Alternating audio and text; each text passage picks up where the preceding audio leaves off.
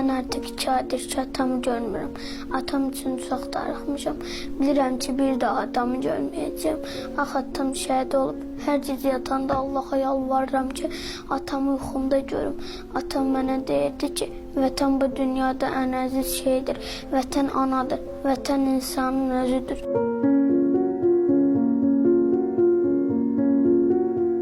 Əzizlərin gözü yaşlı pərişan, necə əzrətillədi özüm barışım. Sənsiz körbəqəlbim oldu şanşan, xiyabanda bayrağa sarılmışam. Şəhid atam, sənsiz çox darıxmışam. Görməmişəm səni tək məğrur mərd ata. Ayrılığın vurdu qəlbə dərd ata. Həyat zalım oldu bizə sərd ata. Sənə layiq olmağa çalışmışam. Şəhid atam, sənsiz çox darıxmışam. Düşmənin sinəsinə çox çəkdin dağlar, zəhmindən tovşan tək qaçdı qorxaqlar. Bir də yurdumuza gəlməz bədnahlar, əskər kimi keşiyində durmuşam. Şəhid atam, sənsiz çox darıxmışam.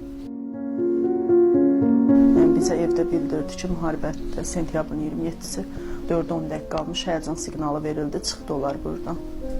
Hansı istiqamətdə edilir? Füzuli. Birinci yoldaşım Gil Cəbrailə düşüblər, Cəbraildən başlayıblar. Ordu uşaqları komandiri Bayram Hüseynov bildirdi ki, o 14 erməni postunu məhv ediblər, orada ağır döyüşlər olub. Yoldaşım oktyabrın 2-sində yaralanıb qolundan, 3 yerdən yarası olub. Sonra düşüblər Füzuliyə. Füzuliyə düşüblər, o yaralı döyüşü davam edib. Füzulidə gəlib demək, hospitala yarasın tibb məntəqəsində yaralarını sarıtdırıb.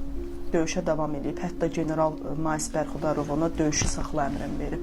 Amma o bildirib ki, cənab general, siz mənə yalnız irəli addımın, müharibəyə keç addımın deyə bilərsiniz də, belə əmr verə bilərsiniz ki, irəliyə, geriyə əmrini verə bilmərsiniz. Yarası elə o cür pis halda döyüşləri davam edib. Oktyabrın 9-da Füzulidə mühasirəyə düşüblər.